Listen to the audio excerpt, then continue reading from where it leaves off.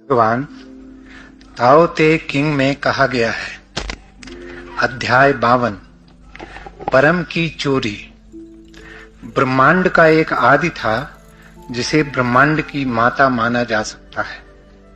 माता से हम उसके पुत्रों को जान सकते हैं, लेकिन पुत्रों को जानकर माता से जुड़े रहो। इस प्रकार व्यक्ति का पूरा जीवन हानि से बचाया जा सकता है। उसके छिद्रों को भर दो, उसके द्वारों को बंद कर दो और व्यक्ति का पूरा जीवन श्रम मुक्त हो सकता है।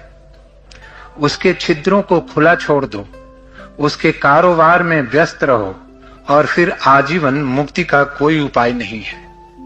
जो लघु को देख सके वो स्पष्ट दृष्टि वाला है। जो कुलीनता के साथ जीता है वो बलवान है। प्रकाश को काम में लाओ और स्पष्ट दृष्टि को पुनः प्राप्त करो।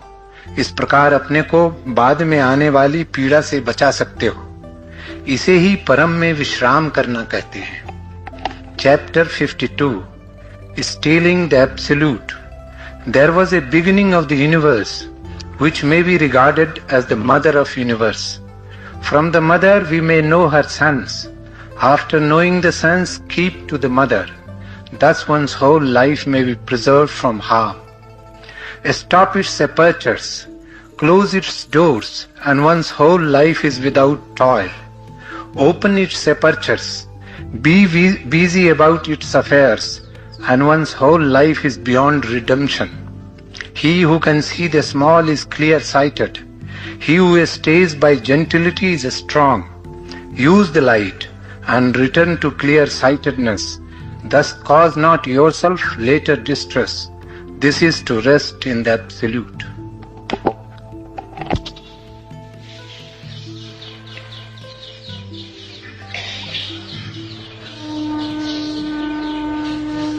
लाओ त्से को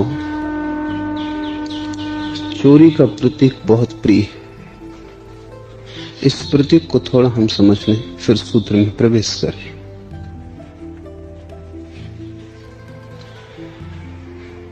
सूफी फकीर हुआ जुन्नैद। वो एक गांव से गुजरता था और गांव के काजी ने एक चोर को आजीवन कारावास की सजा सुनाई थी। गांव का काजी जुन्नैद का भक्त था। खबर सुन के जुन्नैद अदालत गया और काजी से बड़ी प्रार्थना की कि इस आदमी को छोड़ दो। कितना ही बड़ा पाप हो, लेकिन पूरा जीवन इसको नष्ट ना करो, और अभी जवान है, शायद सुधर जाए। काजी ने चोर को क्षमा कर दिया। चोर को अदालत के बाहर लेकर जुन्नैद निकला और उस चोर से कहा कि अब बहुत हो गया, अब समझो, अब चोरी बंद करो और जीवन बचाया है तो इसीलिए मैंने तुम्हारे जीवन में प्रार्थना और परमात्मा का जन्म। उस चोर ने कहा, क्यों करूं बंद चोरी? एक बार असफल हुए तो क्या सदा असफल होते रहेंगे? और जीवन मिला है तो एक बार प्रयास करना और जरूरी है। वे दिन जुन्नैद के जीवन में बड़ी कठिनाई के दिन थे और वो बड़े संकट से गुजर रहा था।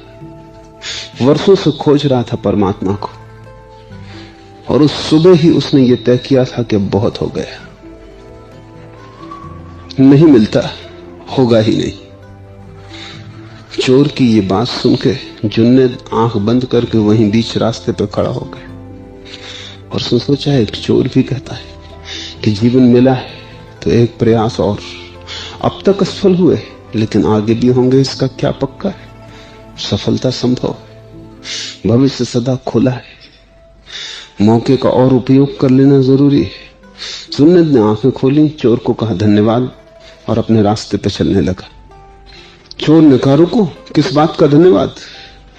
जुन्नैद ने कहा, मैं भी उस घड़ी में आ गया था जहां हताशा मन को पकड़ ली थी और सोचता था छोड़ दूं ये प्रयास, न कोई परमात्मा है न कोई मोक्ष, बहुत हो गया, खोज लिया बहुत, कुछ हाथ ना आया, संसार भी गंवा रहा हूं, शक्ति भी खो रहा हूं, जीवन हाथ से जा रहा है और उसकी कोई खबर नहीं मिलती। लेकिन तूने मेरी हिम्मत जगा दी। और जब एक चोर भी चोरी छोड़ने को राजी नहीं है क्योंकि एक अवसर और मिला है, इसका उपयोग करना चाहता है, तो अभी मेरे पास भी जीवन है। मैं भी तब तक उपयोग करूंगा जब तक कि आखिरी क्षण बचता है। तो मेरा गुरु, धन्यवाद। जब जुन्नैद ज्ञान को उपलब्ध हुआ, कोई 20 वर्ष बाद इस घटना के, तो उसके शिष्यों ने पूछा, कौन है तुम्हारा गुरु, किसकी कृपा से? तो उसने उस चोर का स्मरण किया और जुन्नैद ने कहा, परमात्मा को पाना भी चोरी है और चोर की तरह ही सतत हिम्मत चाहिए, अंधेरे में चलने की, अंधेरी रात में यात्रा करने की। खतरा वहां चोर जैसा ही है, मिले न मिले कुछ पक्का नहीं है। जीवन खो जाए और न मिले, आजीवन कारावास हो जाए, फांसी लगे और कोई संपदा हाथ न लगे। चोर जैसी ही हिम्मतवर लोगों का काम है दूसरे के घर में ऐसे चलना है जैसा अपना हो।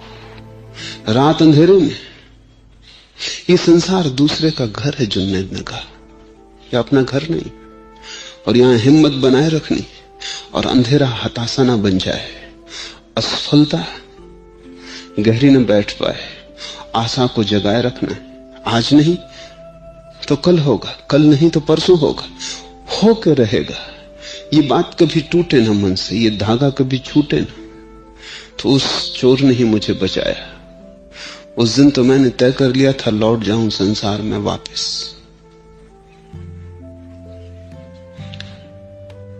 लाओसे को भी चोरी शब्द बड़ा प्रिय है।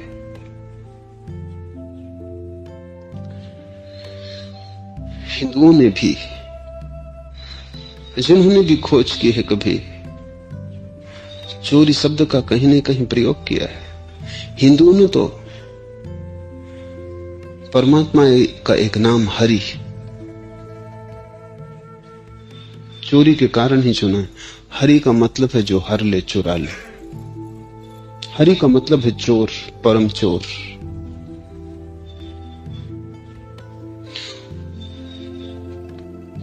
उसने तुम्हें चुरा लिया है और जब तक तुम उसे न चुरा लो तब तक यात्रा अधूरी। जैसे उसने तुम्हें चुरा लिया है, जैसे उसने एक दांव खेला है, ऐसा ही तुम्हें भी जवाब देना है।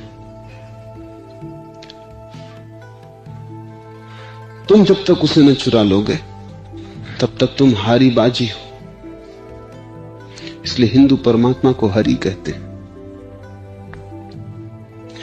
लाओस से कहता है उस परम सत्य को भी चुराना है।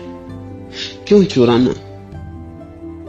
क्योंकि है तो वो हमारे हृदय का हृदय, लेकिन हमसे बहुत दूर पड़ गया है। अपना ही है लेकिन इतना पराया हो गया है कि अब उसे पाने की कोशिश चोरी ही कही जाएगी। तुमने ही उसे इतना पराया कर दिया है, इतने दूर कर दिया है। अपनी ही संपदा है लेकिन फासला तुमने इतना कर लिया है कि अब उसे भी पाने के लिए तुम्हें करीब करीब चोर की हालत से गुजरना पड़ेगा। तुम उसे पूरा गंवा चुके हो, तुम उसे पूरा खो चुके हो। अब फिर से पाने जाओगे, तुम्हारा कोई दावा नहीं रह गया है। तुम्हारी मालकियत कभी की समाप्त हो गई है। तभी तो तुम भिखारी की तरह भटक रहे हो। ये भिखारी अब सम्राट फिर बनना चाहे तो करीब करीब चोरी की हालत है, क्योंकि साम्राज्य तो कभी का उसका नहीं रहा है। न मालूम अतीत के किन क्षणों में, किन जन्मों में तुम उसे गंवा दिए हो। फिर से पाना है, फिर से दावा करना है। वो दावा चोर जैसा ही दावा है, और चोर जैसा ही प्रयास है अंधेरे में टटोलना है। रोशनी अभी है नहीं, रोशनी को धीरे धीरे निर्मित करना और दूसरों को पता न लगे, क्योंकि दूसरों को पता लग जाए तो भी बाधा पड़ जाती है, इसलिए चोरी जैसा है। सूफी कहते हैं कि तुम जब प्रार्थना करो तो रात के गहन अंधकार में, जब तुम्हारे बच्चे और तुम्हारी पत्नी भी सो गई हो, तब करना। क्यों? क्योंकि किसी को पता चल जाए कि तुम प्रार्थना कर रहे हो, इससे हर्जा नहीं, लेकिन किसी को यह पता चल जाए कि तुम प्रार्थना कर रहे हो, इससे तुम्हें रस पैदा होता है, तुम्हारा अहंकार निर्मित होता है। तब तुम किसी को पता चले इसीलिए प्रार्थना करने लगते हो।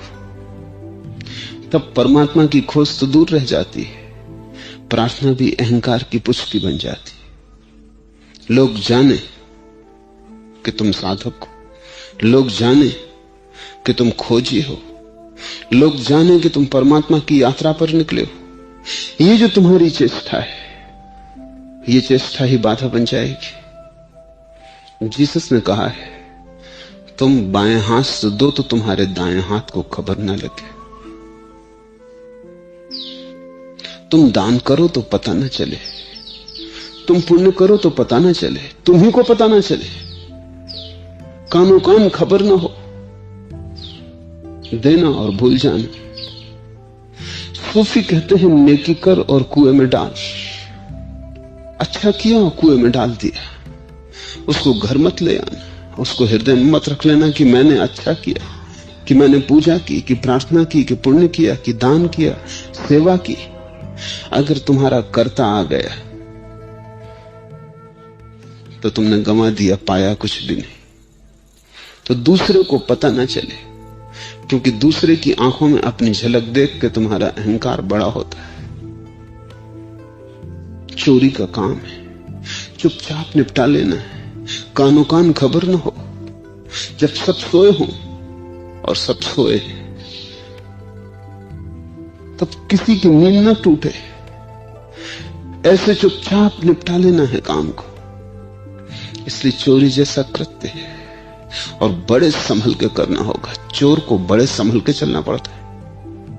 तुमने कभी देखा नहीं, तुमने कभी सोचा भी नहीं, चोर को तुमने कभी उसकी पूरी महिमा भी नहीं दी, तुम सिर्फ निंदा ही करते रहे हो।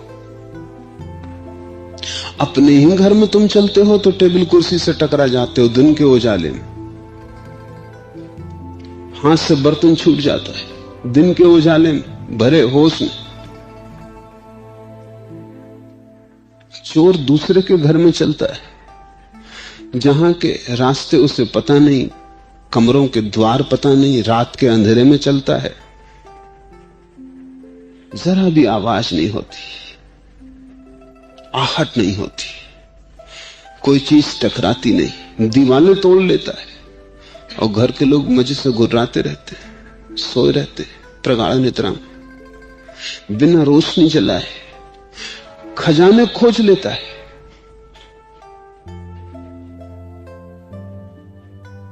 तुमने खुद भी गड़ाया हो अपना खजाना तो भी खोदने में बड़ा शोरगुल मचेगा। उसने गड़ाया भी नहीं है। दूसरे की मन और दूसरे की चेतना के नियमों को समझ के कहां गड़ाया गया होगा, कैसे गड़ाया गया होगा, चुपचाप सब निपटा लेता है। तुम सोए ही रहते हो और चोरी हो जाती। चोर को बड़ी सजगता रखनी पड़ती, बड़ा होश रखना पड़ता। जिसको अवेयरनेस, सम्यक बोध कहा है, वो चोर को रखना पड़ता है। ऐसा हुआ एक बार कि एक चोर एक ज़ेन फकीर के पास गया। ज़ेन फकीर बड़ा प्रसिद्ध फकीर था, लिंची। और चोर ने कहा कि मुझे ध्यान सिखाएं। लिंची को पता भी नहीं कि वो कौन है, लेकिन लिंची ने कहा, ध्यान तू जानता है, तेरी हवा में ध्यान है, तुझे देख के लगता है, तू मुझे धोखा देने की कोशिश मत कर, तूने ध्यान पहले सीखा है। उस आदमी ने कहा कि आप भ्रांति में पड़ गए। और आपको मैं गलत कहूं ये उचित नहीं, लेकिन ध्यान से मेरा क्या नाता? आप मुझे जानते नहीं, ध्यान मैंने कभी नहीं किया। लिंची विचार में पड़ गया, उसने आंखें बंद की, बहुत खोजा। उसने कहा कि तूने जरूर कुछ ना कुछ किया है। तू तलवार चलाना जानता है? क्योंकि ज़ैन फकीर तलवार के माध्यम से भी ध्यान करवाते। तलवार का खेल ध्यान का खेल है, क्योंकि रत्ती तुम चूके होश की गए। दूसरा तलवार उठाए इसके पहले बचाव हो जाना चाहिए, दूसरा वार करे इसके पहले तैयारी हो जानी चाहिए, बड़ी सजगता चाहिए। और जरा सा फासला नहीं है समय का, तलवार सामने खड़ी है। तो तलवार के माध्यम से ध्यान का जापान में बड़ा प्रयोग किया गया है। तो तू तलवार चलाना जानता है? नहीं, मेरा काम ऐसा नहीं, उसमें तलवार की जरूरत नहीं, मेरा कोई नाता नहीं।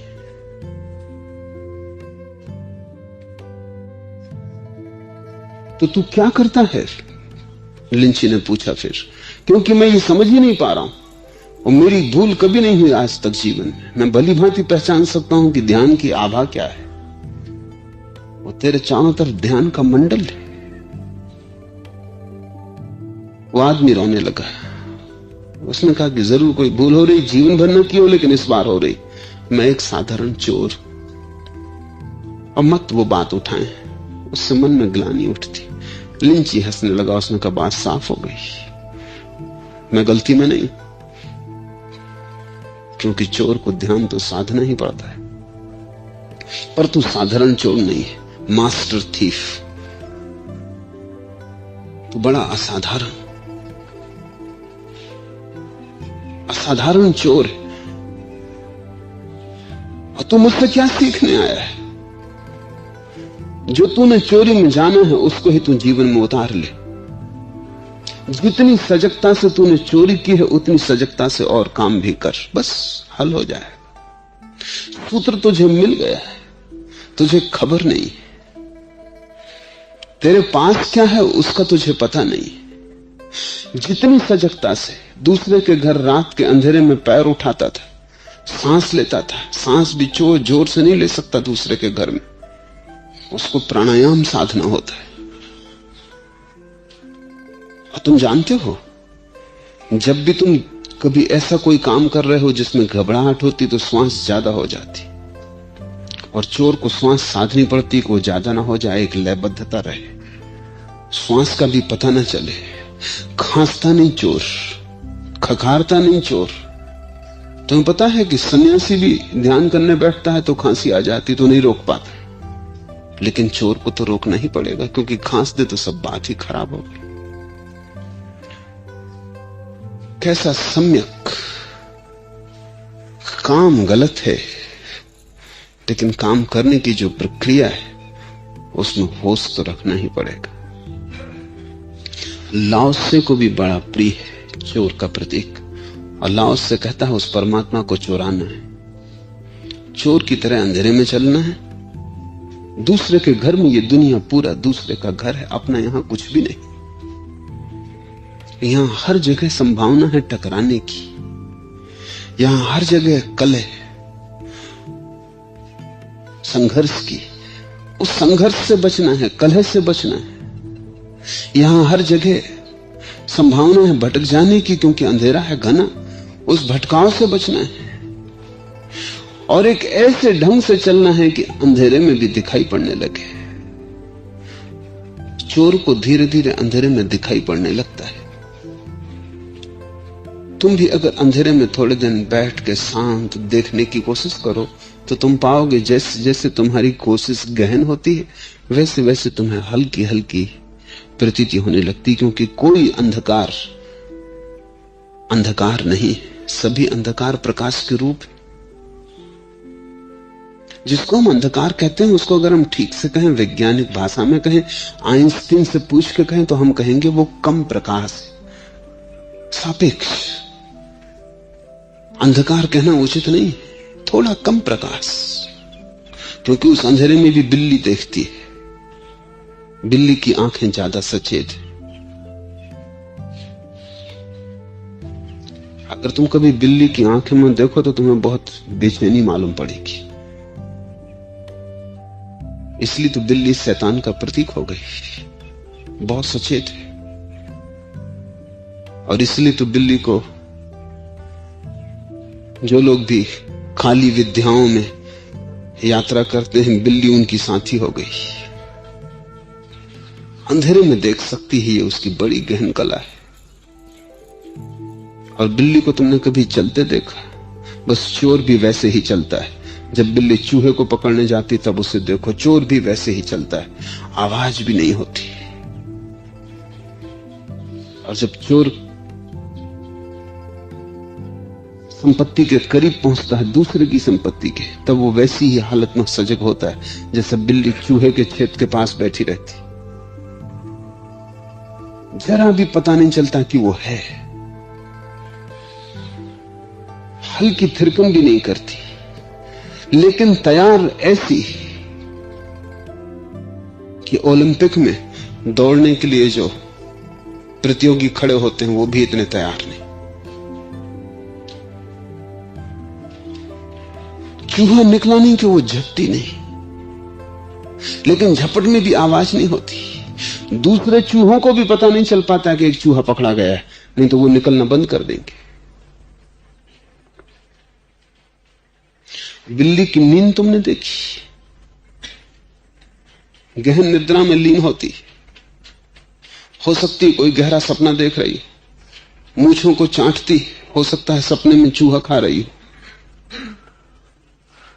बड़ी गहरी नींद में लीन है, लेकिन जरा सी खटक, चूहे का चलना हिलना, आंख खुल गई। योगी की निद्रा बिल्ली जैसी होनी चाहिए। और बिल्ली चोरों में चोर है। बिल्ली जानवरों में वैसा कोई दूसरा चोर नहीं जैसा बिल्ली। चुराती जीती है, सारा धंधा ही चोरी का है। स्मरण रहे कि सारा संसार पराया है, दूसरे का घर है, सब तरफ अंधेरा है। लेकिन अगर तुम थोड़ी अपनी दृष्टि को जमाना सीख जाओ, और दृष्टि के जमाने के अतिरिक्त ध्यान क्या है,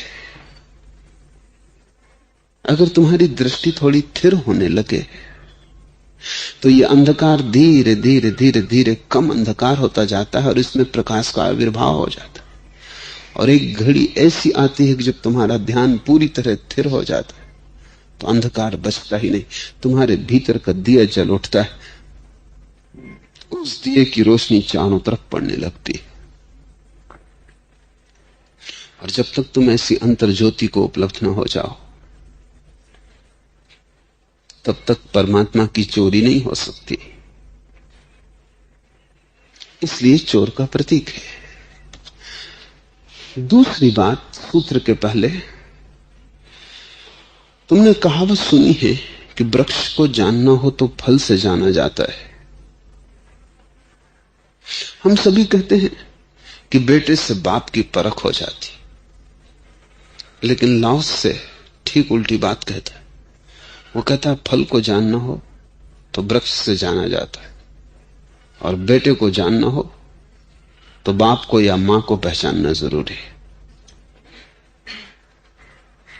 साधारण कहावत ठीक है, लेकिन साधारण कहावत साधारण लोगों ने निर्मित की है, और लाओस से जो कह रहा है वो उल्टा दिखाई पड़ता है लेकिन बहुत गहरा है। जिससे हम पैदा होते हैं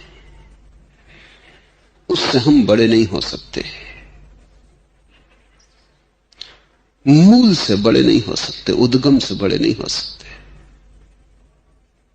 क्योंकि जिससे हम आते हैं उससे बड़े हम कैसे हो सकते? उससे छोटे हो सकते, और अगर जीवन को साधना बनाए तो उसके जैसे हो सकते, लेकिन उससे बड़े होने का कोई उपाय नहीं। अगर भटक जाएं तो छोटे हो सकते। इसलिए बेटे से बाप की पूरी खबर नहीं मिल सकती, क्योंकि बाप सदा बेटे से बड़ा है। इसलिए तो पूरब के मुल्कों में हम बाप को, मां को इतनी श्रद्धा देते, पश्चिम में वैसी श्रद्धा नहीं है। और कारण उसका है कि पश्चिम में वे सोचते हैं जो दिखाई पड़ता है स्थूल, वो उनका तर्क है। अगर तुम गंगोत्री पे जाओ तो गंगा बहुत छोटी है, बड़ी सूक्ष्म। काशी में आके खूब विराट है। लाओस से कहता है कि अगर गंगा को पहचानना हो तो गंगोत्री। और हम तो कहेंगे गंगोत्री में क्या रखा है, जरा सा झरना बहता है, बूंद बूंद पानी रिसता है। गौमुख से बहती है गंगा गंगोत्री में, कितनी छोटी होगी, वहां क्या रखा है? वृक्ष की जड़ों में क्या रखा है? देखना हो वृक्ष को तो फूलों और फलों में देखो, बड़ा विस्तार है वहां, माना विस्तार है। लेकिन जो विस्तीर्ण होकर दिखाई पड़ रहा है वो सब अंकुर में छिपा था, बीज में छिपा था, जड़ में छिपा था। और ध्यान रहे, जो दिखाई पड़ रहा है उससे ज्यादा मूल में हमेशा छिपा है। मूल अनंत है। जो दिखाई पड़ रहा है, ये वृक्ष सामने खड़ा है, ये पूरा नहीं है, क्योंकि हर वर्ष ये पत्ते गिर जाते, फिर नए पत्ते आ जाते। ऐसा सैकड़ों बार हुआ है, सैकड़ों बार होगा। हर बार हजारों लाखों बीज लगते, फिर लग जाते। मूल देता ही चला जाता है, गंगा बहती ही चली जाती। गंगोत्री सूक्ष्म है, छोटी नहीं। और जिसने सूक्ष्म को पहचान लिया वही विस्तार को समझ पाता है। विस्तार दिखाई पड़ता है, स्थूल आंखें उसे देख लेती, मूल दिखाई नहीं पड़ता। लेकिन मूल में सब छिपा है, और मूल में अनंत संभावनाएं छिपी हैं। मूल में वो भी छिपा है जो हो गया, वो भी छिपा है जो हो रहा है, वो भी छिपा है जो होगा। विस्तार तो एक क्षण का है, मूल शाश्वत है। विस्तार तो अभी है, सीमित है, मूल असीम है। सब आदि और अंत उसमें छिपे। तो लाओसे की समस्त प्रक्रियाएं मूल की तरफ जाने वाली हैं। लाओसे कहता है मूल उद्गम को खोज लो। परमात्मा विकास का आखिरी फूल नहीं है लाओसे के हिसाब से। परमात्मा सभी चीजों का मूल उद्गम, मूल स्रोत है। जितना तुम स्रोत की तरफ जाओगे उतना वो छोटा होता जाता है। जितना स्रोत की तरफ जाओगे उतना वो अदृश्य होता चला जाता है। और उस अदृश्य को देखना हो तो तुम्हारी दृष्टि को जमाना पड़ेगा। इस दृष्टि से तुम न देख पाओगे, उसके लिए बड़ी सूक्ष्म पैनी दृष्टि चाहिए। तुम्हारी आंखें थिर चाहिए, तुम्हारा ध्यान अकंप चाहिए। जितना अकंप ध्यान होगा उतना तुम सूक्ष्म को देख सकोगे।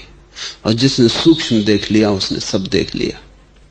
इसका यह अर्थ हुआ कि ध्यान का अर्थ पीछे की तरफ लौटना है। पतंजलि ने इस क्रिया को ही प्रत्याहार कहा है। प्रत्याहार का अर्थ है वापस लौटना। महावीर ने इसी प्रक्रिया को प्रतिक्रमण कहा है। प्रतिक्रमण का अर्थ भी है रिटर्निंग बैक, पीछे की तरफ लौटना। आक्रमण है आगे की तरफ जाना, झपटना, दौड़ना बाहर की तरफ। प्रतिक्रमण है भीतर की तरफ लौटना। प्रत्याहार, मूल में समा जाना, जहां से आए हैं उसी तरफ जाना। अभी पश्चिम में एक बहुत महत्वपूर्ण प्रयोग चल रहा है। जेनेव नाम का एक बहुत बड़ा मनोवैज्ञानिक, पश्चिम में जो थोड़ी सी महत्वपूर्ण घटनाएं घट रही उनमें जेनेव एक महत्वपूर्ण घटना है।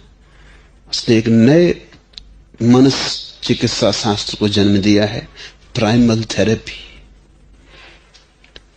पूरी की पूरी चिकित्सा मूल की तरफ लौटने की है।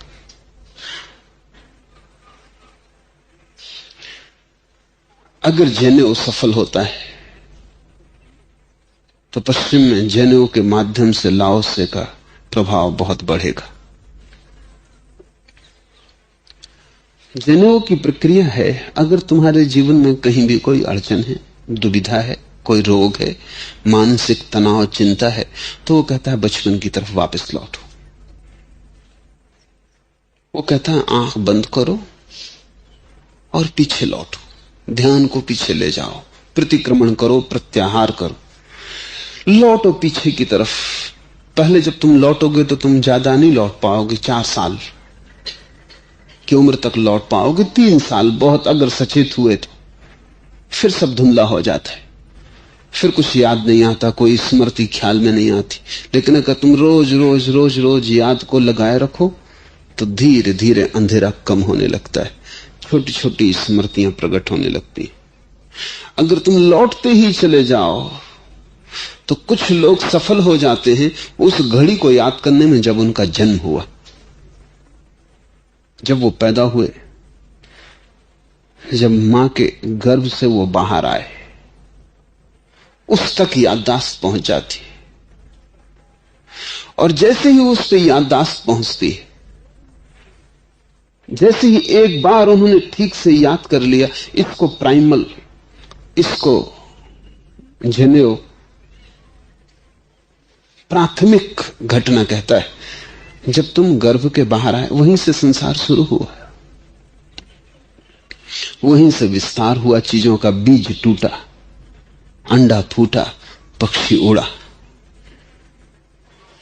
अगर तुम उस क्षण में पहुंच जाओ तो उस क्षण तुम बिल्कुल निर्दोष थे, न कोई बीमारी थी, न कोई तनाव था, न कोई चिंता थी। अगर तुम उस क्षण को लौट के एक बार फिर से जान लो तो अचानक तुम अपने मूल स्वभाव को समझ लोगे कि चिंतित होना तुम्हारा स्वभाव नहीं, चिंता दुर्घटना है, बाहर से आई, तुम इसे लेकर ना आए थे। लेकिन जनेऊ का प्रयोग अभी पूरा नहीं है, अधूरा है। हिंदुओं ने, लाओसे के अनुयायियों ने, पतंजलि ने, महावीर ने इसे और गहरा किया। वे कहते हैं कि जिस दिन तुम्हारा जन्म हुआ उस दिन भी तुम 9 महीने पुराने हो चुके थे, उस दिन भी तुम पूरे शुद्ध न थे। जन्म से गंगा काफी दूर निकल गई थी, गंगोत्री यात्रा कर चुकी थी, 9 महीने लंबा वक्त है। इसलिए महावीर तो कहते हैं कि प्रतिक्रमण तुम्हारा वहां तक जाना चाहिए जहां गर्भाधान हुआ, जहां तुम शरीर में प्रविष्ट हुए। उस क्षण तुम और भी शुद्ध थे, क्योंकि 9 महीने में भी बच्चे की स्मृतियां बन जाती। अगर मां बीमार पड़ती है तो बच्चा पीड़ित होता है, स्मृति बनती। अगर मां गिर पड़ती है, पैर फिसल जाता है गुसलखाने में, तो बच्चे को चोट लगती है और बच्चे को स्मृति बनती है। मां प्रसन्न होती तो स्मृति बनती है। अगर मां गर्भ में है और तब भी पति संभोग किया जाता है तो भी बच्चे को स्मृति बनती है। इसलिए हिंदुओं ने बिल्कुल वर्जित किया है कि गर्भस्थ स्त्री के साथ संभोग न किया जाए। अभी एक बहुत बड़े वैज्ञानिक ने पश्चिम में काम किया है और उसने भी हिंदुओं के साथ सहमति प्रकट की है कि जब मां गर्भ में हो तब संभोग न किया जाए, क्योंकि संभोग की घटना बच्चे के लिए घातक है और बच्चे के चित्त में काम वासना को अभी से पैदा कर रही है और बच्चे की निर्दोषता अभी से नष्ट हुई जा रही है। फिर तुम चिल्लाते हो कि बच्चे कामुक हैं, फिर तुम चिल्लाते हो कि बच्चे गंदे हैं और बच्चे भटक गए हैं और भ्रष्ट हो गए हैं, और तुम्हें पता नहीं कि तुमने उन्हें भ्रष्ट किया जब वे बिल्कुल निर्दोष थे और जब संसार का कुछ भी भीतर न प्रविष्ट किया था, जब वे अभी बिल्कुल कोमल थे, तभी काम वासना का वातावरण उनके चारों तरफ इकट्ठा हुआ। और तुम्हें पता नहीं, अब तो वैज्ञानिक आधार से ये बात पुष्ट हो गई, क्योंकि जब मां गर्भ की अवस्था में संभोग करे तो संभोग पूरे शरीर के रसायन को बदलता है, श्वास तेज हो जाती, ऑक्सीजन की कमी हो जाती शरीर में, इसलिए तो तेजी से श्वास लेने लगते हैं संभोग करते हुए युगल। क्योंकि ज्यादा ऑक्सीजन की जरूरत, जैसे दौड़ने में जरूरत है वैसी संभोग में जरूरत है, ऑक्सीजन की कमी पड़ जाती। और बच्चा ऑक्सीजन मां से लेता है। जब मां को ऑक्सीजन की कमी पड़ जाती है तो बच्चा एकदम सफोकेटेड हो जाता है, उसको भीतर श्वास लेने की सुविधा नहीं रह जाती, उसका बिल्कुल कंठ अवरुद्ध हो जाता है। वो उसके लिए बहुत संघातक है। और इसलिए यह भी हो सकता है कि अगर 9 महीने के गर्भ की मां से संभोग किया जाए तो कभी कभी बच्चा गर्भ में मर जाता है इसी कारण। तब हत्या हो गई क्योंकि उसकी सांस अवरुद्ध हो जाती। और अगर ये ज्यादा देर तक चल जाए या रोज चलता रहे तो भयंकर घातक है, हिंसा है। तो महावीर और लाओ से और गहरा ले जाते हैं। वो कहते हैं जन्म ठीक उस क्षण होता है जब गर्भाधान होता है, लेकिन वो भी काफी नहीं है, और पीछे जाया जा सकता है। क्योंकि गर्भाधान तो एक पहलू है सिक्के का, दूसरा पहलू है एक बूढ़े आदमी का मरना। वहां से शरीर आत्मा अलग होते और यहां फिर से जुड़ते हैं। तो जब एक बूढ़ा आदमी मर रहा है तब आधा हिस्सा वहां है जन्म का और आधा गर्भाधान में। ये दो पहलू हैं। अगर तुम और गहरे उतरोगे तो तुम पिछले जन्म में पहुंच जाओगे और तब तुम्हारे लिए द्वार खुल गया। तब मूल इन जन्मों में खोजने से न मिलेगा, तब तो अनंत जन्म है और उन जन्मों के पार और पार और पार। जब तुम मूल उद्गम पर पहुंचोगे जहां तुम्हारा पहला आविर्भाव हुआ, उसको लाओस से कहता है वहां तुम्हें माता मिलेगी। जब पहला आविर्भाव हुआ, जब पहली बार चेतना ने शरीर में प्रवेश किया, वो जो प्राथमिक है वही प्राइमल है। अभी जैनों को बहुत यात्रा करनी पड़ेगी प्राइमल को खोजने के लिए। ये प्राथमिक नहीं है, ये तो काफी पुरानी यात्रा है, लेकिन फिर भी उपयोगी है।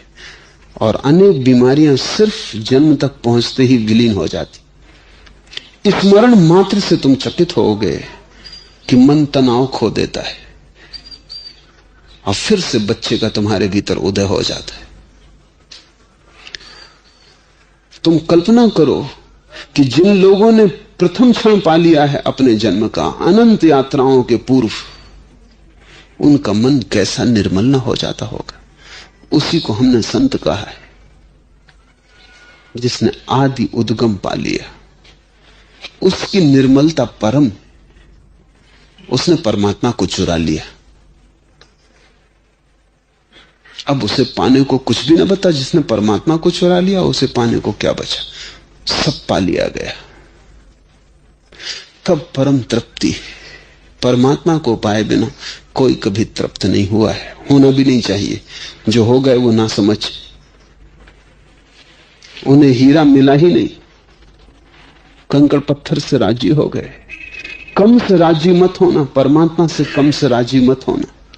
कितनी ही लंबी हो यात्रा, कितना ही श्रम हो, कितना ही भटकना पड़े, कितना ही गहन अंधेरा हो, जारी रखना प्रयास। अब हम सूत्र को समझने की कोशिश करें। ब्रह्मांड का एक आदि था जिसे ब्रह्मांड की माता माना जा सकता है। माता से हम उसके पुत्रों को जान सकते, लेकिन पुत्रों को जानकर माता को नहीं। पुत्रों को जानकर भी माता से जुड़े रहो। इस प्रकार व्यक्ति का पूरा जीवन हानि से बचाया जा सकता है। एक ही उपाय है तुम्हें हानि से बचने का, और वो ये है कि तुम पीछे लौटो। तुम उस क्षण को पुनः प्राप्त करो जहां से हानि शुरू हुई। जैसे कोई आदमी यात्रा करता हो और किसी चौराहे पर भटक जाए, जहां जाना था वो राह न पकड़े, कोई और राह पकड़ ले, फिर कई मील चलने के बाद पता चले कि भूल हो गई, तो वो क्या करेगा? वापस चौराहे पे लौटना होगा। अगर वो कहे अब इतने चल चुके, अब कैसे वापस लौटे, अब इतना तो लगा चुके दांव पर, अब कहां जाएं। और जाने से अगर डरे, डर आएगा, क्योंकि कोई आदमी 30 साल चल चुका, कोई 50 साल चल चुका, कोई 50 जन्म, कोई 50,000 जन्म चल चुका। इतना तो इसमें न्यस्त हो गया हमारा जीवन। अब अचानक पता चलता है कि हम गलत मार्ग चुन लिए, पीछे छूट गया चौराहा बहुत। और इसलिए तो लोग संतों के पास जाने से डरते, क्योंकि उनके पास जाके आनंद तो मिलेगा, लेकिन बहुत बाद में। पहले तो बड़ी पीड़ा मिलेगी। पहली पीड़ा तो यह होगी कि तुम गलत हो। अब तक तुम यही माने रहे कि तुम ठीक हो। होगी सारी दुनिया गलत, तुम कभी गलत नहीं हो। संत के पास जाके पहली पीड़ा तो यह भोगनी पड़ेगी कि तुम अचानक पाओगे सारा जीवन तुम्हारा व्यर्थ है। तुमने सिवाय भूलों के और कुछ भी नहीं किया, तुमने बस भूलें ही की। तुम जहां भी चले भटके। तुम जिसे यात्रा समझ रहे हो वो यात्रा नहीं है, सिर्फ भटकाव रहा। तुम कहीं पहुंचे नहीं, मंजिल करीब ना आई, दूर भला निकल गई हो। संत तुम्हें कहेगा लौटो, और तुम बड़ी अकड़ से चले जा रहे थे। राह की धूल को तुम स्वर्ण समझ रहे थे, राह की धूल जम गई थी, इसको तुम अनुभव समझ रहे थे। ये तुम्हारी संपदा थी, और अचानक कोई मिल गया, उसने कहा आंख तो खोलो, देखो तो सही। हाथ में सिवाय कंकड़ पत्थर के कुछ भी नहीं। इसलिए संसारी संत के पास जाने से डरता है, और चला जाए भूले भटके ही सही, किसी के संग साथ में ही सही, उत्सुकता वसी सही, कुतूहल के कारण ही सही, तो फिर दोबारा वही नहीं हो सकता जो जाते वक्त था। चोट थोड़ी लग ही जाएगी, दीवाल उस दुर्ग की थोड़ी गिर ही जाएगी, अनुभव पर शक आ जाएगा, अपने पे संदेह पैदा हो जाए। सारे धर्म की प्रक्रिया यही है कि तुम्हें पहले तुम पर संदेह आ जाए, तभी तुम किसी पे श्रद्धा कर सकोगे। तुम्हें अपने पे अगर बहुत श्रद्धा बनी रहे कि तुम ठीक हो, तो तुम किसी पे श्रद्धा ना कर सकोगे। और तुम अगर ठीक हो तो फिर तुम्हारा दुख, तुम्हारी पीड़ा, तुम्हारा संताप सब ठीक है। फिर मत शोरगुल मचाओ, फिर मत कहो कि मैं दुखी हूं। तुम चाहते हो कि कोई तुमसे कहे कि दुख किसी और के कारण, वैसे बताने वाले लोग भी हैं, इसलिए उनकी जमात बहुत बड़ी हो जाती। आज दुनिया में करीब करीब आधी संख्या कम्युनिस्ट है। कम्युनिज्म की अपील कहां है? इतनी बड़ी अपील किसी और विचारधारा की कभी नहीं रही। महावीर के मानने वाले लाखों में, उनमें भी ठीक मानने वाले कोई नहीं, लेकिन मार्क्स के मानने वाले करोड़ों में। क्या कारण? अपील कहां है? अपील यहां है कि मार्क्स कहता है तुम्हारे दुख के लिए तुम जिम्मेवार नहीं, समाज जिम्मेवार। यहां है सारा सार। उत्तरदायित्व तुम पर नहीं है। तुम अगर कष्ट पा रहे हो तो दूसरे लोग तुम्हारे कष्ट का कारण, तुम नहीं। और महावीर, पतंजलि, लाओस से, नानक, कबीर, वो पूरी जमात तुम्हें आकर्षित नहीं करती, क्योंकि उसके पास जाके वो पहली ही बात ये कहते हैं कि तुम ही जिम्मेवार, ये नरक तुम्हारा बनाया हुआ।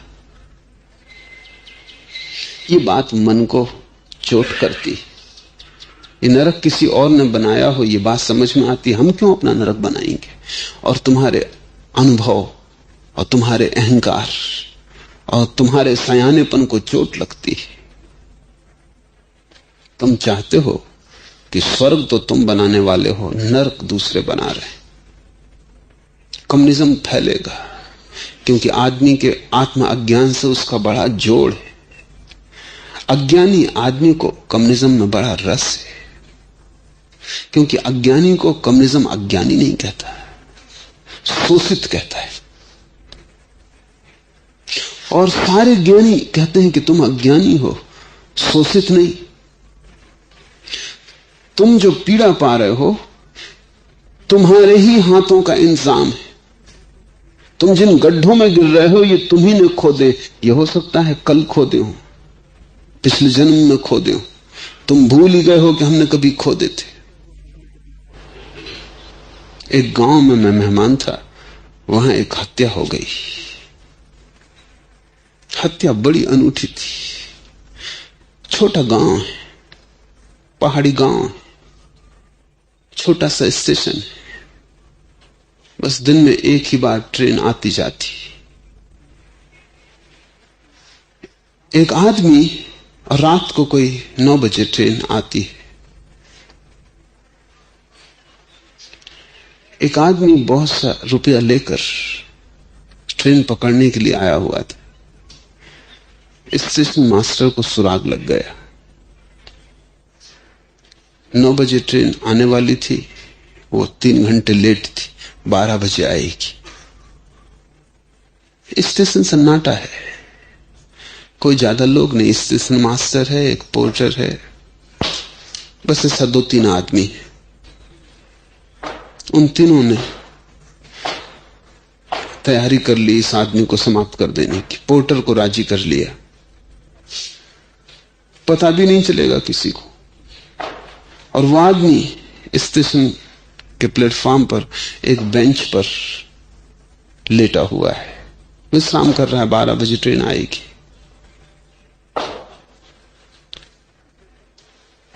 रुपए का तो उससे भी भय है। पोर्टर तैयार है कि ठीक वक्त 11 बजे तय कर लिया है कि वो आके कुल्हाड़ी से इस आदमी की गर्दन काट देगा। संयोग की बात, और वो आदमी सो भी नहीं सकता क्योंकि रुपए उसके पास, जिनके भी पास रुपए हैं वो कहीं सो सकते। तो वो बार बार अपनी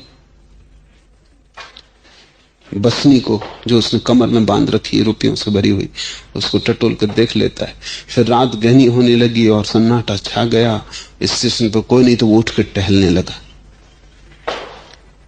स्टेशन मास्टर देखने आया, वो उठ के टहल रहा है।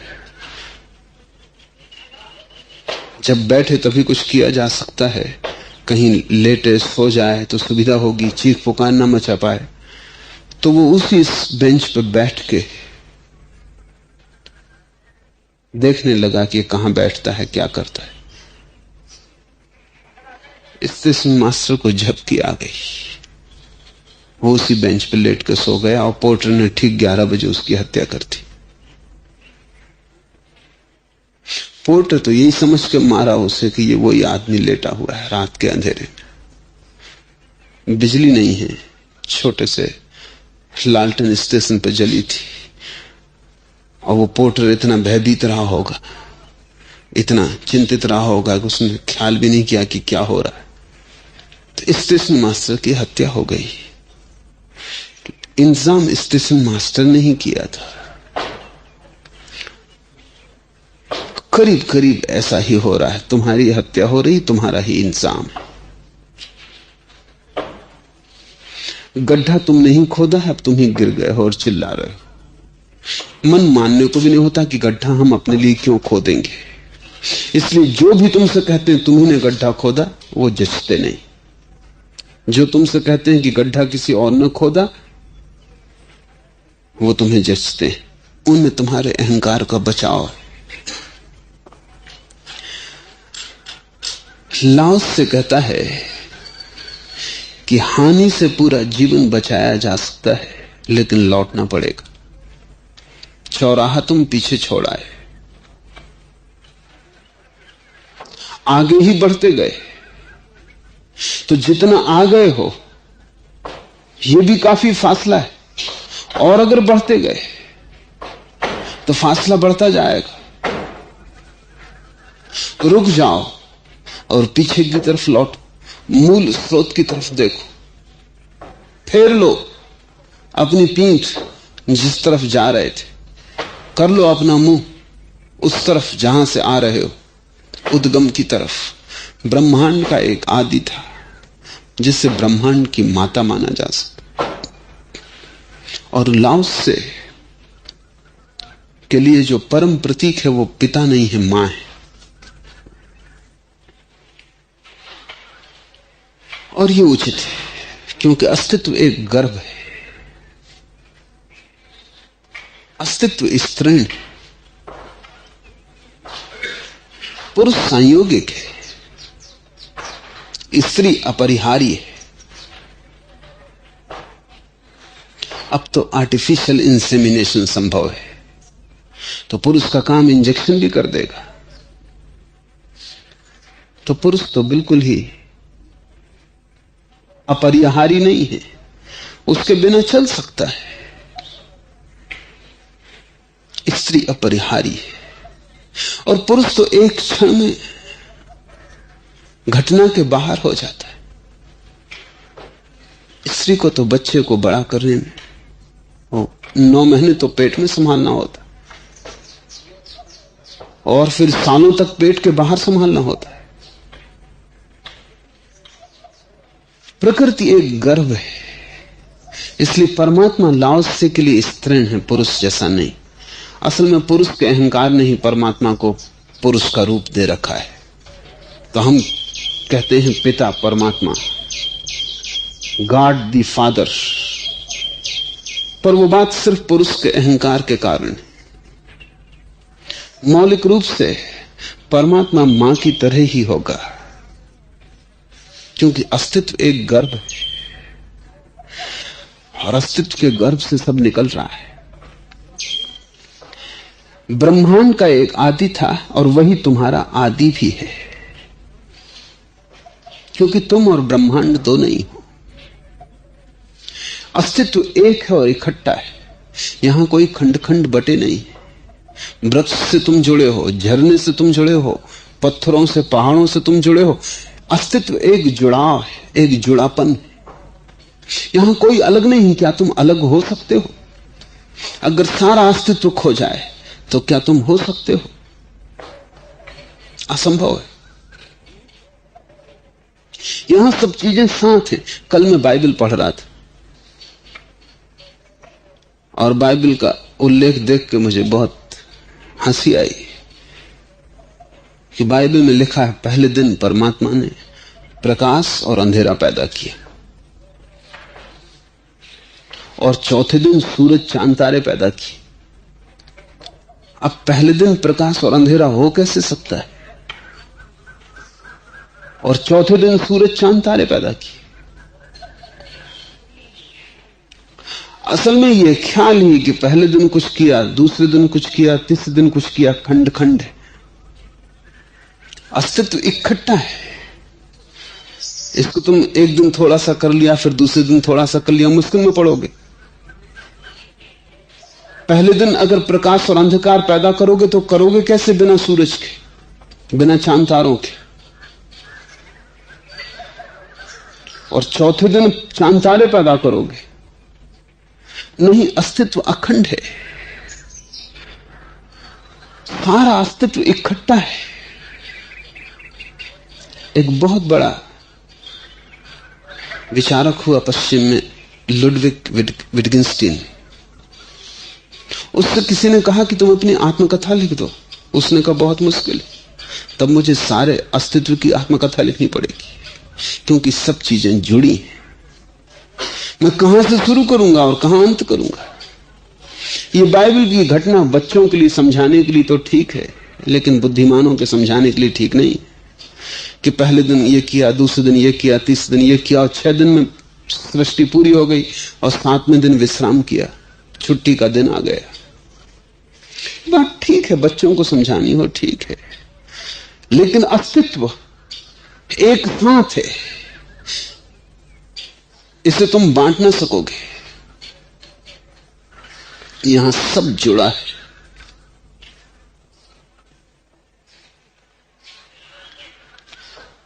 यहां तुम एक फूल को हिलाओ और आकाश के चांद तारों तक खबर पहुंच जाती। तुम यहां एक फूल तोड़ो और परमात्मा के हृदय तक कंपन पहुंच जाता है। सब संयुक्त है।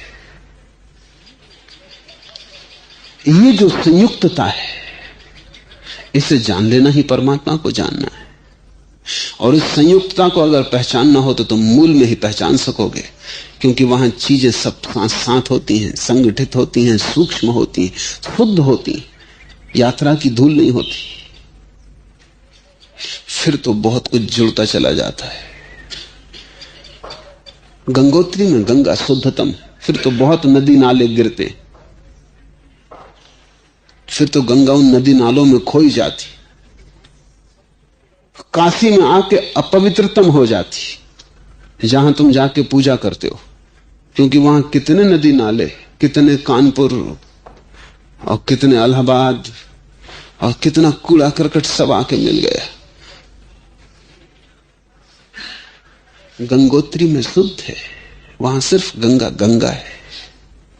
जैसे जैसे विस्तार होता है वैसे वैसे चीजें अशुद्ध होती जाती। सूक्ष्म को ही जानना पड़ेगा। जैसे ब्रह्मांड की माता कहा जा सकता है, उससे हम विस्तार को समझ लेंगे, लेकिन विस्तार से तुम उसे ना समझ सकोगे। माता से जुड़े रहो, मूल उद्गम के साथ बने रहो, फिर तुम्हारे जीवन में कोई हानि ना होगी। तुम खोज लो अपने भीतर ही गंगोत्री को और उससे जुड़े रहो। करो कुछ भी, जुड़े रहो उससे। जहां से चेतना जन्मी, उस पहले प्रकाश क्षण को, उस पहले अलौकिक ज्योतिर्मय क्षण को तुम पकड़ लो, तुम समय के बाहर हो गए। अगर तुमने मूल को समझ लिया, उद्गम को, तो उसको समझ के तुम एक काम करोगे, छिद्रों को भर दो, द्वारों को बंद करो, और व्यक्ति का पूरा जीवन श्रम मुक्त हो जाता है। छिद्र क्या है, द्वार कहां है? छिद्र हैं तुम्हारे, द्वार हैं, द्वार हैं तुम्हारी वासनाएं।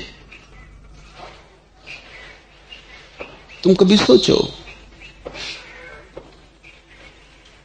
तुम्हारे मन में काम वासना उठी तो मस्तिष्क एक काम वासना के धुएं से आच्छादित हो जाता है, विचार चलने लगते, काम उत्तेजना प्रगाढ़ होने लगती। ये द्वार है, क्योंकि यहां से तुम बाहर जाते हो।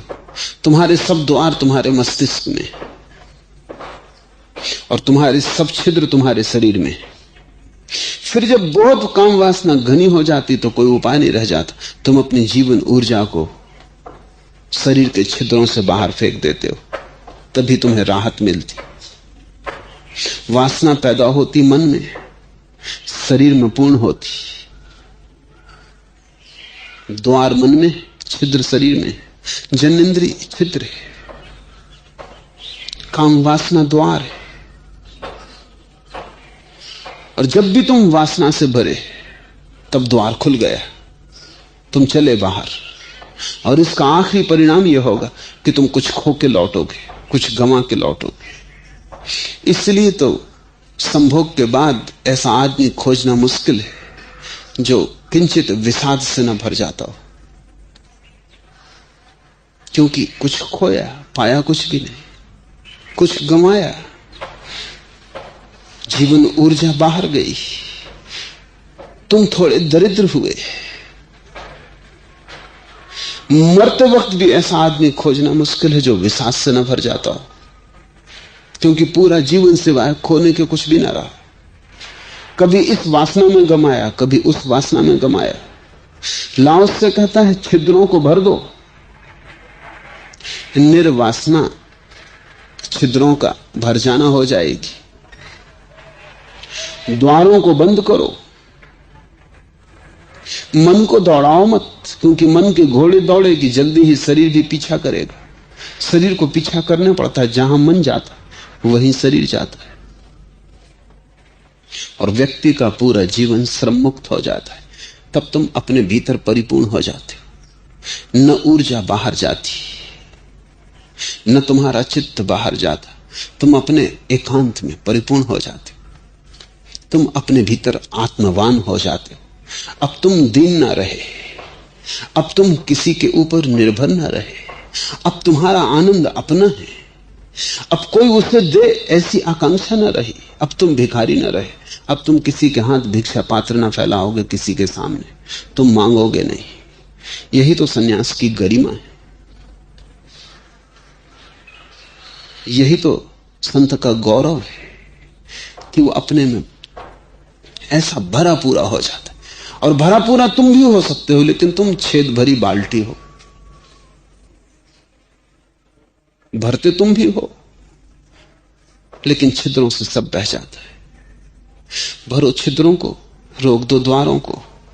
लेकिन ये तुम तभी कर पाओगे जब तुम मूल स्रोत से जुड़े रहो। इसको ख्याल में रखना, क्योंकि बहुत से लोग बिना मूल स्रोत से जुड़े छिद्रों को भरने की कोशिश करते हैं, वो और मुश्किल में पड़ जाते हैं। उनसे तो तुम ही बेहतर हो, वो पागल हो जाते। मनस्विद कहते हैं कि पागल खानों में बंद लोग 90% काम वासना के साथ दमन करने के कारण पागल है। तो तुम ऐसा मत करना कि मूल स्रोत से बिना जुड़े और तुम अगर काम वासना से लड़ने लगे तो तुम्हारी वही दशा हो जाएगी जो चाय बनाते वक्त कभी केतली की हो जाती कि ढक्कन मजबूत है, खुलता नहीं, सब द्वार छिद्र बंद है और भाप भयंकर है और आग नीचे जल रही है, तो विस्फोट होगा। वही विक्षिप्तता है। ऐसा ही जब तुम्हारे भीतर विस्फोट होता है, शक्ति तुम लेते चले जाते हो, द्वार छिद्र बंद कर देते हो। आश्रमों में, हिमालय में छिपे अनेक सन्यासी यही कर रहे हैं। तब एक विस्फोट होता है, तब सब टूट फूट जाता है। वो विस्फोट परमात्मा से मिलना नहीं, वो विस्फोट तो सबसे बड़ी दूरी है। फिर तो रास्ता बिल्कुल भटक गया। पहले मूल स्रोत से जुड़ो, ध्यान पहले, फिर ही जीवन ऊर्जा का रूपांतरण हो सकता है। पहले तुम चेतना को शुद्ध निर्मल प्रथम क्षण में ले चलो। उस प्रथम क्षण में बैठकर द्वार को बंद कर लेना बिल्कुल आसान है, क्योंकि उस प्रथम क्षण में तुम इतने आनंदित हो कि अब कोई आकांक्षा नहीं है, जबरदस्ती करने की कोई जरूरत नहीं। द्वार जैसे अपने आप ही बंद हो जाते, छिद्र जैसे न उपयोग में आने के कारण धीरे धीरे अपने आप बंद हो जाते। तुम अपने भीतर समाविष्ट हो जाते हो, तुम अपने भीतर काफी पर्याप्त हो जाते हो और तुम इतनी ऊर्जा से भरे होते हो, बाढ़ जैसे आ गई हो। तुम्हारी दीनता, दारिद्र्य सब मिट जाता है। तुम पहली दफा सम्राट हो जाते। उसके छिद्रों को खुला छोड़ दो, उसके कारोबार में व्यस्त रहो और फिर आजीवन मुक्ति का कोई उपाय नहीं। वासना को बना लो अपना कारोबार, जो कि तुमने बनाया है, फिर जीवन भर उसमें व्यस्त रहो। छिद्र खुले रहें, द्वार खुले रहें, तुम रिश्ते जाओगे। तुम धीरे धीरे खाली होकर मर जाओगे। खाली होकर मरे तो दुख में मरोगे, भरे हुए मरे तो जैसा कबीर कहते हैं, जिस मरने से जग डरे मेरो मन आनंद, कब मरी हूं कब भेंटी हूं पूर्ण परमानंद। और जिससे सब जग डर रहा है, ये डर कौन रहे हैं लोग? ये खाली घड़े हैं, छिद्र भरे घड़े, जिनका सब जीवन रिस गया और अब मौत द्वार पे खड़ी है। मौत को भेंट करने के लिए जिनके पास कुछ भी नहीं,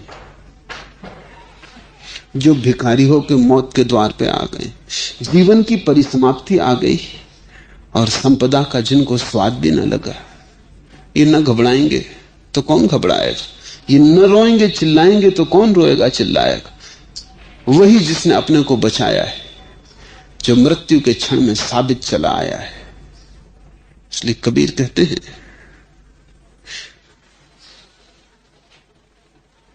ऐसे जतन से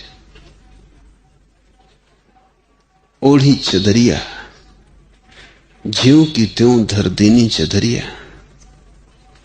जैसी पाई थी उसे वैसी की वैसी वापस लौटा दी। जैसी पूर्ण लेकर आए थे जन्म के साथ, वैसी ही पूर्ण परमात्मा को भेंट कर दी मृत्यु के समय।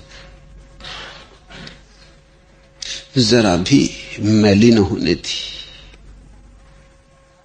ऐसे जतन से ओढ़ी चदरिया। वो जो जतन है वही योग का सार है। वो जो जतन से ओढ़ना है वही साधना का सूत्र है। और जिसने छिद्रों को खुला छोड़ा और छिद्रों के वासना के कारोबार में व्यस्त रहा, फिर आजीवन मुक्ति का कोई उपाय नहीं। जो लघु को देख सके, सूक्ष्म को, आणविक को, मूल को, क्योंकि मूल में सब चीजें बहुत सूक्ष्म हैं, गंगोत्री को जो देख सके वह स्पष्ट दृष्टि वाला है, उसके पास ही दृष्टि है। जो कुलीनता के साथ जीता है वही बलवान। क्या है कुलीनता? कुलीनता का अर्थ किसी कुलीन घर में पैदा होना नहीं।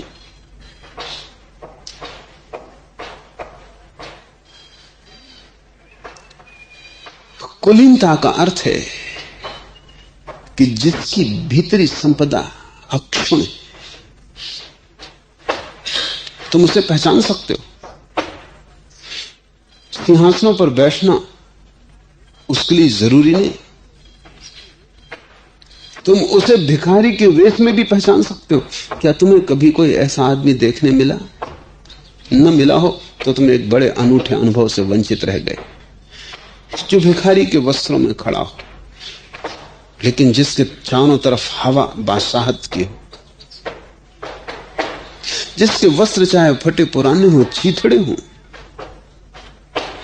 लेकिन जिसकी आंखों में झलक किसी सम्राट की हो।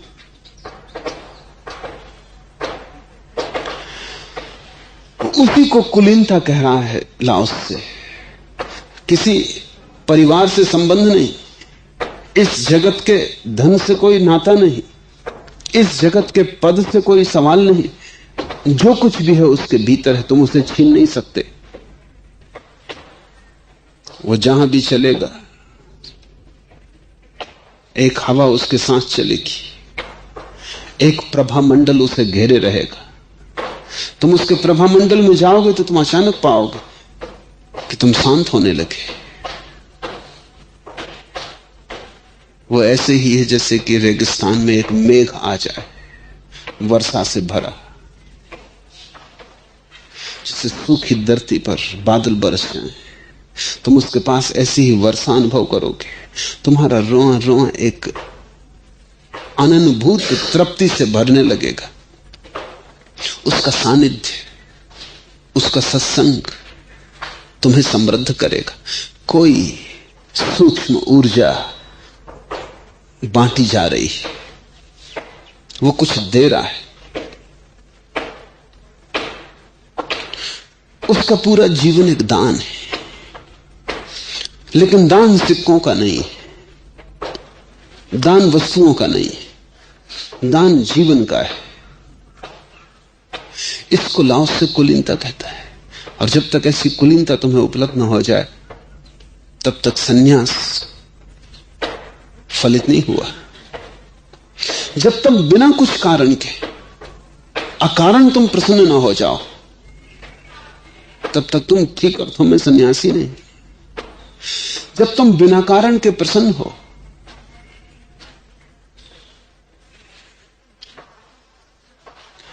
जब तुम बिना कारण, कुछ दिखाई नहीं पड़ता तुम्हारे पास और तुम ऐसे लगते हो जैसे अनंत संपदा के धनी हो, तुम्हारे फटे वस्त्रों से भी जिस दिन तुम्हारे भीतर की गरिमा झलकती है, कुलीनता। एक अंग्रेज चिकित्सक के मैं संस्मरण पढ़ रहा था।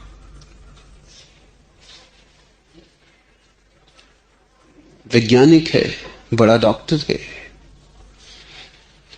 पूर्व आया था सम्मोहन की कुछ विधियां सीखने ताकि सर्जरी में उनका प्रयोग किया जा सके। तो अनेक साधुओं से मिला, सन्यासियों से मिला। बर्मा में उसे एक भिक्षु मिला, एक फकीर,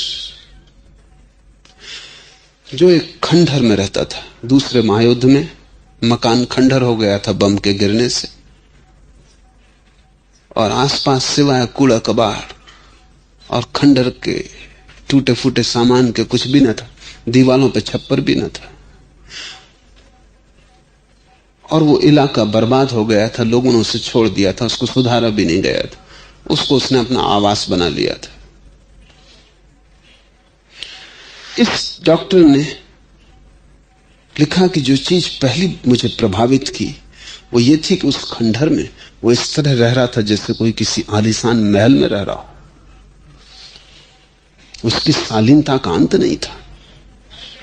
वो शान से बैठा था उस खंडहर में कि बड़े बड़े सम्राटों के महल फीके पड़ जाएं।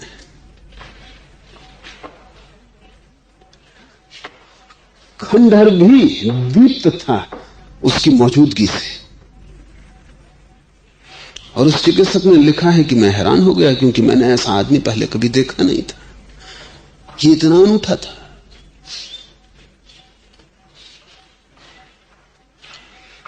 इससे कुलीनता कहता है लाओस से।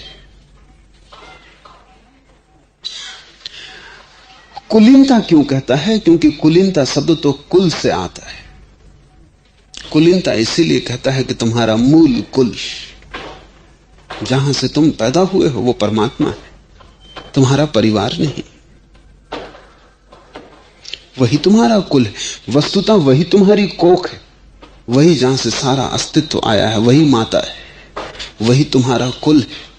और जिस दिन तुम परमात्मा की तरह चलने उठने बैठने लगोगे, जीने लगोगे, उस दिन तुम कुलीन हो, उसके पहले नहीं। उस दिन तुम्हारी देह बूढ़ी हो, कोई फर्क नहीं पड़ता, क्योंकि देह वस्त्रों से ज्यादा नहीं। उस दिन तुम्हारी देह पे झुर्रियां पड़ जाएं, कोई फर्क नहीं पड़ता, तुम्हारी भीतर की आभा उन झुर्रियों के पार भी प्रकट होती रहेगी। उस दिन तुम्हें बाहर की दीनता दीन नहीं बना सकेगी। उस दिन तुम्हारी संपदा इस संसार की न रही, पारलौकिक हो गई। वही संपदा संपदा भी है। इस संसार की संपदा छिपाले तुम्हारी दीनता को मिटाती नहीं। तुम धनी लोगों को देखो, धन का अंबार उनके चारों तरफ होगा, और गौर से तुम उन्हें देखोगे, तुम उन्हें दीन पाओगे। तुम बड़े राजनीतिज्ञों को देखो, बड़ी शक्ति उनके पास होगी, वो विध्वंस कर सकते हैं, लाखों को मार जला सकते हैं। लेकिन अगर तुम उन्हें देखोगे तो तुम उन्हें बड़ा दीन पाओगे। जिसने भी बाहर की संपत्ति को संपत्ति समझा, वो कभी संपत्तिशाली नहीं हो पाता। भीतर एक संपदा का अजस्र स्रोत है। जो लघु को देख सके वो स्पष्ट दृष्टि वाला है। जो कुलीनता के साथ जीता है वह बलवान है। प्रकाश को काम में लाओ। तुम प्रकाश से ही आए हो, प्रकाश तुम्हारा स्वभाव है, उसे काम में लाओ और स्पष्ट दृष्टि को पुनः प्राप्त करो, क्योंकि वो दृष्टि कभी तुम्हारे पास थी, इसलिए लाओस से कहता है पुनः। वो कोई नई बात नहीं है, तुमने उसे खोया है, वो तुम्हारे पास थी। लेकिन शायद जरूरी है कि जो हमारे पास है उसे जानने के लिए कि वो हमारे पास है, उसे खोना जरूरी है। नहीं तो हमें पता ही नहीं चलता कि हमारे पास क्या है, जब तक तुम खो ना। जो भी तुम उसे ही भूल जाते हो। और उस प्रकाश से ज्यादा पास तुम्हारे कुछ भी नहीं। पास कहना भी ठीक नहीं, क्योंकि पास में भी थोड़ी दूरी होती। तुम प्रकाश हो, तुम उसे भूल गए हो। उसे भूलना जरूरी था। अब तुम जब दोबारा पाओगे तभी तुम उसे आनंद से पा सकोगे। बचपन खोना जरूरी है, क्योंकि वो मुफ्त मिलता है। मुफ्त की कोई कीमत करता है। फिर जब तुम उसे अथक श्रम और साधना से पुनः पाओगे, तभी तुम समझोगे उसका मूल्य। हर चीज का मूल्य चुकाना पड़ता है। बिना मूल्य चुकाए हमें कोई चीज मूल्यवान नहीं मालूम होती। तुमने गंवाया है परमात्मा को। ये भी जीवन का एक अनिवार्य प्रक्रिया है कि गंवा के ही तुम जब उसे श्रम से पाओगे, चेष्टा से पाओगे, तभी तुम पाओगे उसे पहली दफा। तभी तुम समझोगे कि अरे इतनी बड़ी संपदा मैं ऐसे ही गंवा आया था। तो गंवाना भी प्रौढ़ता का अंग है। एक बार खोना जरूरी है, लेकिन खोए बैठे रहना उचित नहीं। खो चुके, अब उसकी खोज जरूरी है। प्रकाश को काम में लाओ और स्पष्ट दृष्टि को पुनः प्राप्त करो। इस प्रकार अपने को बाद में आने वाली पीड़ा से बचा सकते हो। पीछे तो बहुत जा चुका, अब कुछ किया नहीं जा सकता। उसके लिए बैठे मत पछताते रहो। भविष्य आ रहा है, अतीत की चिंता छोड़ो, प्रकाश को काम में लाओ ताकि जो अतीत में हुआ वो भविष्य में ना हो, वो पुनरुक्त ना हो। लोग पीछे के लिए बैठे रोते रहते, लोग अपने गांवों को उघाड़ उघाड़ के देखते रहते, गांव में अंगुली डाल डाल के देखते रहते। जो जा चुका जा चुका, अब कुछ भी किया नहीं जा सकता। जो आ रहा है, जो हो रहा है, जो होने वाला है, उसे बदला जा सकता है। लेकिन अगर तुम पछताते रहे, अति रुका नहीं रहा, वो आ ही रहा है और तुम अतीत के लिए पछता रहे हो। और अतीत के लिए पछताने में तुम अपने को रूपांतरित भी नहीं कर पा रहे हो, फिर तुम अतीत को दोहराओगे। तुम्हारा भविष्य भी तुम्हारी अतीत की पुनरुक्ति होगा। यही दुर्भाग्य है। तुमने जो कल किया था वही तुम कल भी करोगे, क्योंकि आज को तुम गंवा रहे हो, प्रकाश को काम में नहीं ला रहे और जीवन ऊर्जा को उसके मूल स्रोत से नहीं जोड़ रहे। वही ध्यान है। हम क्या सिखा रहे हैं ध्यान में?